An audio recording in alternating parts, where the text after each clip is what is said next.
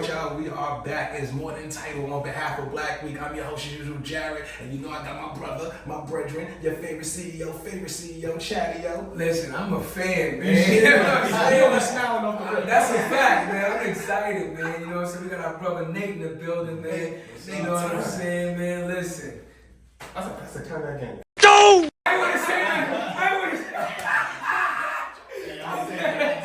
He played the hell out of that role. Listen, again, that we just was talking about it off camera. You know, when you perform your artistry so well, man, it's hard to separate the character sometimes from the person because you leave a lasting impression on people of what you did and what you did. You know what I mean? So imagine that way with Fountain Rebecca. It's not unusual to be loved. Shout out to you, Alfonso. We love you, baby. we want to welcome you to Blackweek, man. Yes, sir. You know, as a brother that's been out there doing this thing, we're pretty sure that you've been to a lot of conferences, obviously, right? You've been to maybe the Ad Weeks and just a lot of these other events that are out there doing kind of similar things, right? What's the feel of Blackweek for you? Like, you know, to show the differences of this is their inaugural year. So this is their first time. A lot of these other conferences are, you know, anniversary, 10th, 11th year, but this is their first time. But what kind of feeling are you getting, you know, with attending this event? More than anything, it's authentic and it's authentically black. Yeah. You know, I think that we're getting to a place where, you know, we saw what happened to Black Lives Matter. Yeah, you know, shout out to Black Lives Matter. Absolutely. Yeah. It's the whole idea of being for us is getting kind of watered down into this kind of mainstream thing. It's almost like to say black is almost like a curse nowadays. Yeah, we talk about We're seeing people getting fired from DEI, like all the initiatives changing. But the reality is until we own our own, then the complaints don't really go anywhere. Message!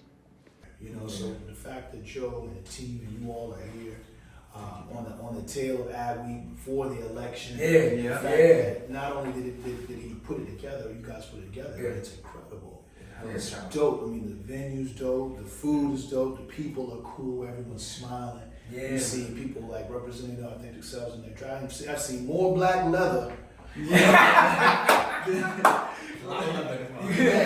to go down to Sturgis. It's like a fashion runway. You see everyone smiling. And it's crazy because you don't really see the stress. I can only imagine how you put these things together. And just seeing Joe smiling like we pulled it off. Like, hey, look at this. How is it? I'm like, bro, this is real. I mean, the stages are beautiful.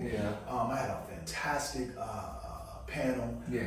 So you know, like it's been a real feeling. You know, I moved into distribution now. I still make things, but at some point, you're making things one at a time. Right. You give them to someone else that doesn't necessarily value your culture or story, and hope that they place it with an audience that they don't understand. Right. And hope that it works in the sense of really taking that message to the people.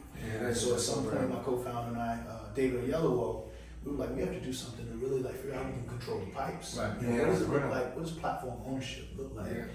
And so we started a platform called Mansa. You know, if you're familiar with Mansa Movie. So you know, it's all on streaming. You can download it. We're Apple, we're Roku. We're everywhere. We're Amazon freebie. But the whole idea is that we got to take control of our narrative. Like, the first thing I asked you, I was like, okay, where do you distribute it? Because you have so many content creators, they make things and they sit on shelves because no one's checking for them.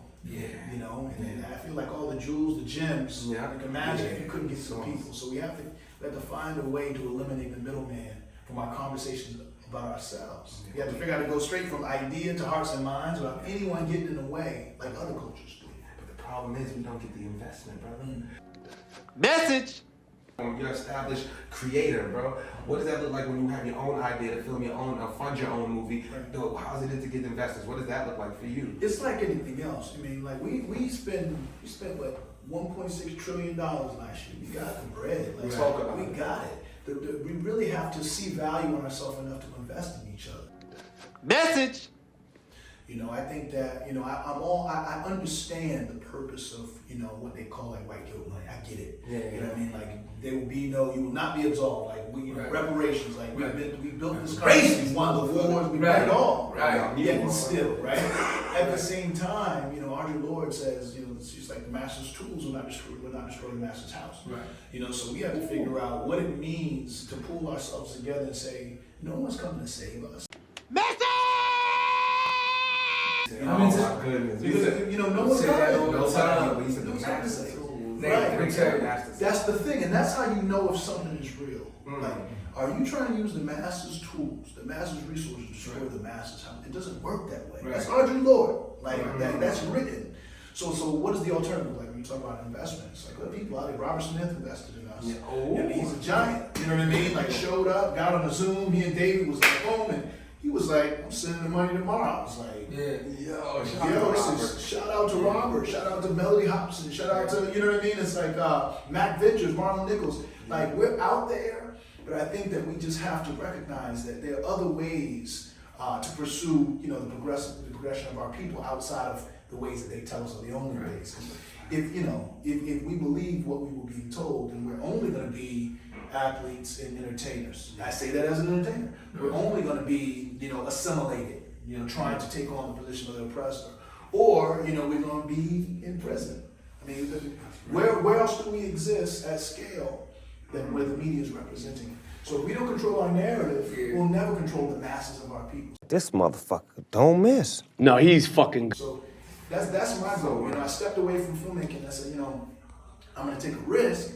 Because I'm good. I make a movie every 18 months, speak to us, get us ready to go and do something. Yeah. And then go vacation, then come back and make another one. It's like, what is my legacy going to be really? Is it going to be 21 movies, or is it going to be something where we can hit scale? But let me just stop you right there. When you make a project and you immerse yourself and you make this thing, like you said, you get us ready to go. You don't understand how we receive it. It's like cooking, right? You cook, right? We cook. But the cook is the last one to taste the food. Right. Sometimes you don't even want to eat. Yeah. Because you've been cooking all day. That's you right. feed everybody else and go to sleep. That's right. Yeah.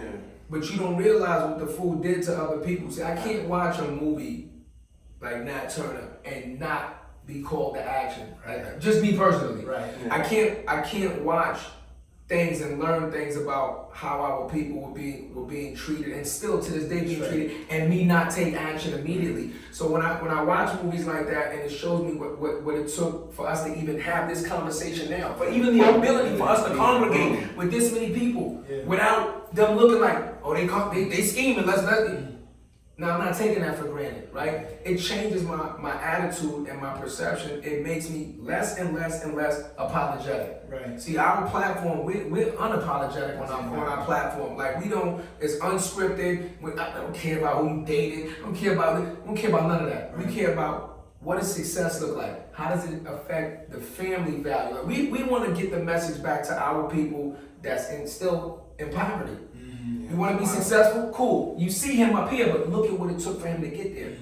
Internships, or maybe this many failures before the first success. We have to normalize what success looks like from our lens, because you just keep looking at it through their lens. That's right. You understand what I'm saying? It's so dope. Yeah, man. Yeah. Just panel has said something along the lines that we have to change the definitions that were given to us. You know what I'm saying? I think the question was around, like, how do you balance between the tension of, like, content that is for us and content that is mainstream, commercial. Yeah. Right. And I said, well, who's defining commercial? Yeah. You know, right. It's code. It becomes code for, like, black shit. What the is wrong with this guy? Am I kidding me or what? Right. You know what I'm saying? Right. So the second you say diverse, they're like, okay, cool. Yeah, is that box full? Sorry. Yeah. Right? Commercial means not y'all. See? You know, so we have to change those definitions to ourselves. Yeah. So we're not in this binary. Am I gonna make something that helps us, or am I gonna sell out and make something that hurts us? When you want to do business with a company that's diverse, they put a special name on you. 100%. Right. Diversity vendors. Right, see, why not diversity vendors? See, right, see, look, you see. We're the biggest spending group Right. in the country. So Right. why are we not the majority? Why is it the majority based on spending trends Right. and buying power?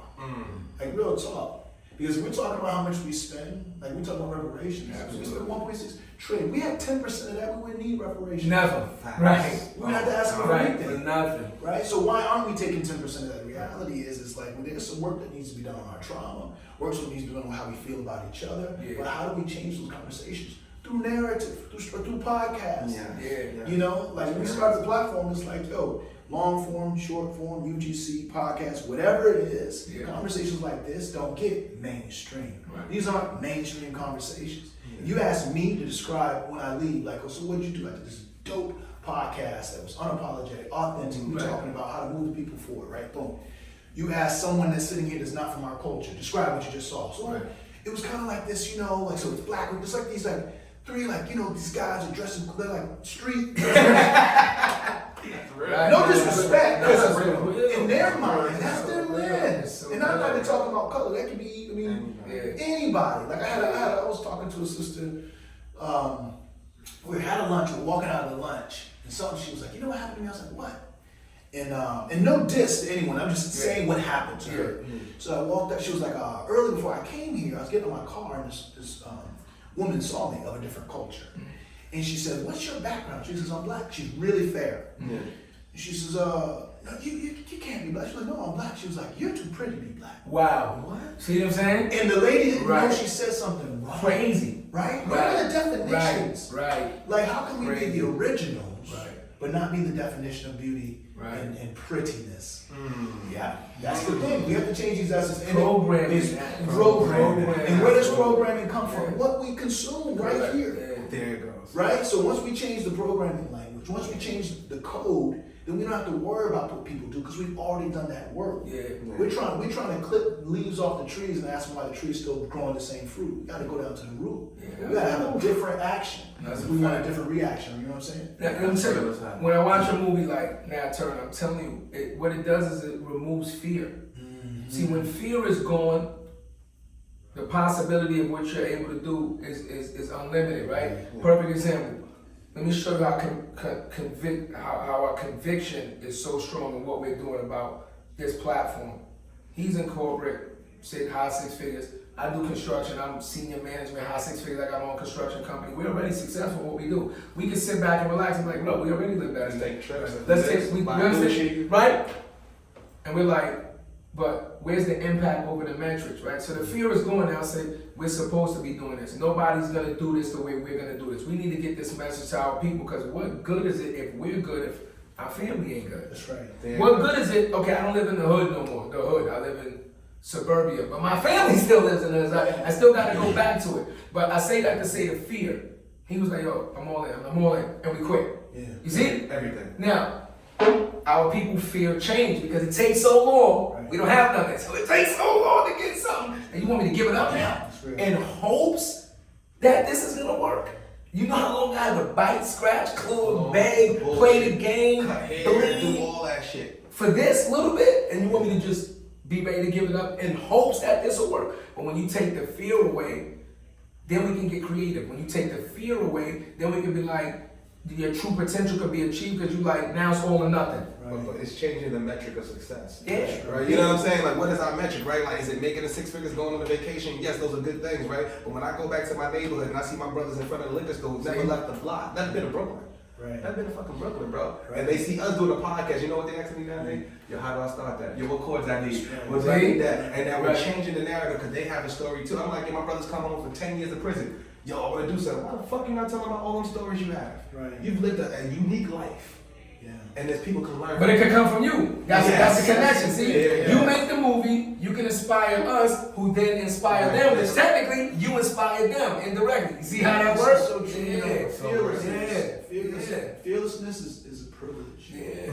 that not many people know that they have.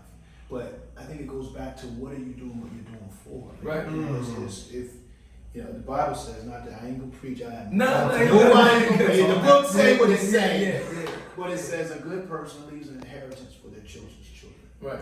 So the question is, what's the inheritance we're living? The exception to the rule only makes it so the next person has to reinvent the wheel. Right. You know what I mean? So it's Right. like, yo, I'm fine. I can be fine, do fine, and just make sure my family's fine.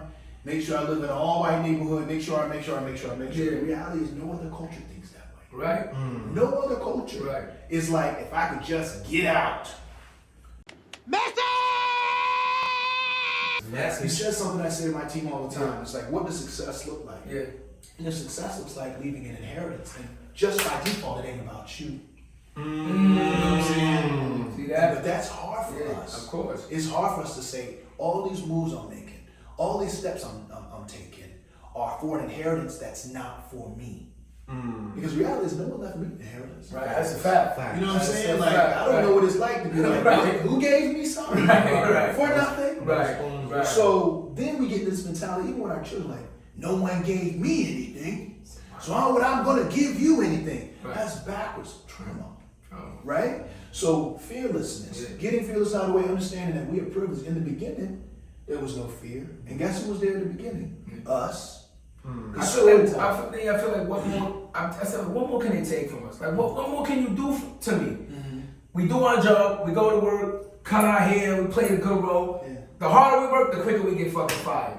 I've never been in industries where it's like the more you do, the bigger the threat you become. So let me get this straight. I come to work early, I do my job, I hope you do your fucking job. I bring in all the numbers, I hit my metrics, and when it comes time to be on the chopping block, I'm the first to go. The lazy motherfucker that take coffee breaks and behind you. But you guess what? Listen, check it out. This is something my uncle Jacob, game. When I first started this work, because when I first realized my purpose was like, yo, I gotta elevate us. He was like, I was complaining to him. I was like, this is bullshit. This. He said, nephew, it's their game. It's their board. If you come to my crib and like, yo, it's game night. Like, cool, I love game night. It's a great family. Game night. We sit down, we playing Skinopoly.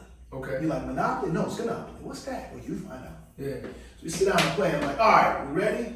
All right, give me $200. What you mean? Give me $200. Like, that's not the game. No, this is how this game works. Right. You like, why ain't you trying? Well, then skin in the game for Monopoly. Yeah. Oh, right. Oh, so you mistake play game, give me $200. Every time you pass go, you give me $200 on the strength. And then when you're on the opposite side of the board, you give me $200. And if I blink like this, you give me $300. Right? So you're in a system now where you know there's no equity, you know it's not fair. But what else are you gonna leave? Because if you leave, you gotta start your own game night.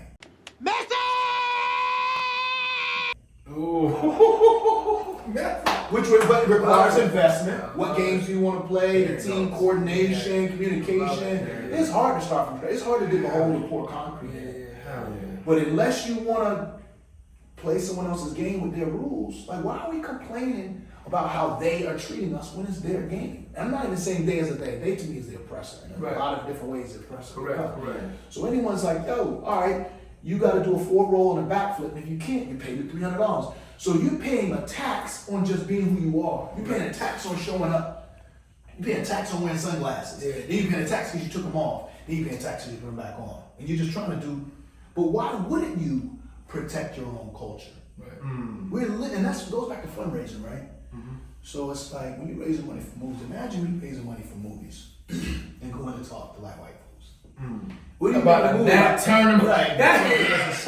Here's crickets. They're like, so tell me about the team. So they're like, I read the script. And so there's a part where what's his name? Will. He gets off the cuts the guy's heads off.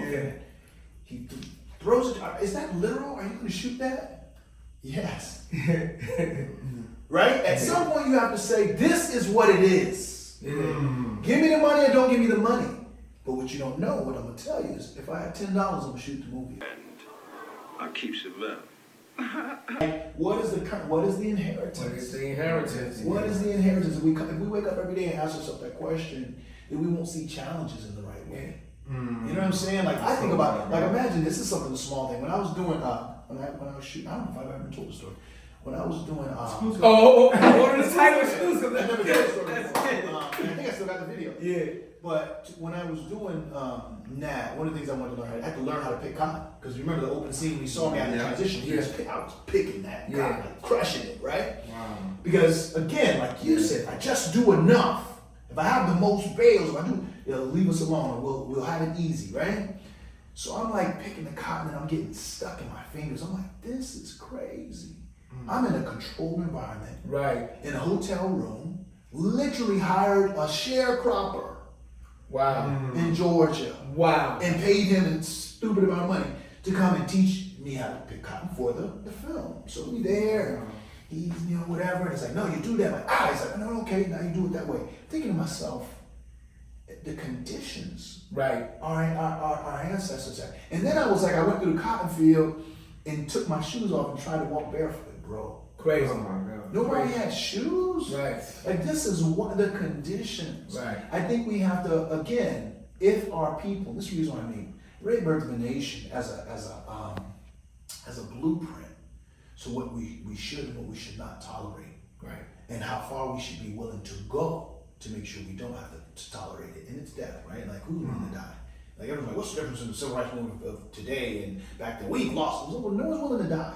And it ain't their fault because we don't see our enemy, like all these different things. Yeah. So it's like other cultures remind you every time you turn around who the enemy is. They show you the pictures of what happened to them. They will never let you forget. But we walk in the rooms and everyone's like, just forget about it. Yeah.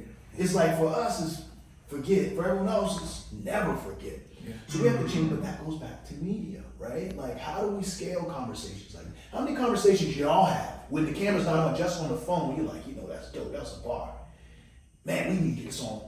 You have the mechanism. The camera is the most powerful tool, maybe man-made tool to ever exist. Help me think of something better. Because I always say, I ask people this question, because some people are like, wait a minute. No, let me ask you, who has had more impact on the medical field? Ben Carson or George Clooney? Well, I give you a hint. One was a doctor. I'm about to say, George Clooney. George, why? Yeah. Because he scaled the idea of being a doctor Yeah. without ever having to go to medical school. Right. Why? Because of that thing. Right. Now, Ben Carson, what he did, the genius that's in the man, Awesome. fantastic. Right. But you on a TV show, Right. George Clooney walking there, I need 10 cc's, don't know what's the line again? Yeah. He has no idea what he's talking about. No disrespect, George, you probably... Casamigo. Had some yesterday. Right. You can send a check. Yeah. Send it twice. But you know what I'm saying? It's like we have that camera is a tool. Like when you think of even the civil rights movement, why do people care? Because someone recorded it. Someone had the mind to say, yo, we gotta get on this bridge. Yeah. Somebody bring a camera so they can tell this story. Yeah. And there's thousands of black people marching. I need to be a part of that. Need to be a part of that, right? Like if these pictures didn't exist, Yeah.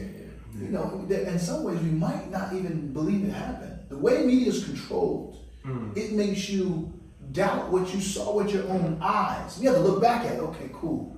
Did that happen? Cool. Because we're gaslit from the second we wake up to the second we go to sleep. You know, so it's like what you brothers are doing is incredible. And that's the reason why I asked you, like distribution. Yeah. Like having a voice is one thing. Capturing that voice is another thing. But being able to make it find the audience is the magic. Yeah. Say content is king? No, it's not. Distribution is king and kingmaker. If you got distribution, what does it matter? That's like your cooking analogy, right? If I make enough food for everyone down at that panel, but I can't open that door for 4 days, that food goes bad. That's a fact. Don't even matter the sweat I put in. Don't even matter. Distribution. So we need y'all to keep making. We need platforms that we own because everyone knows all that value is accrued to the platform. Yeah.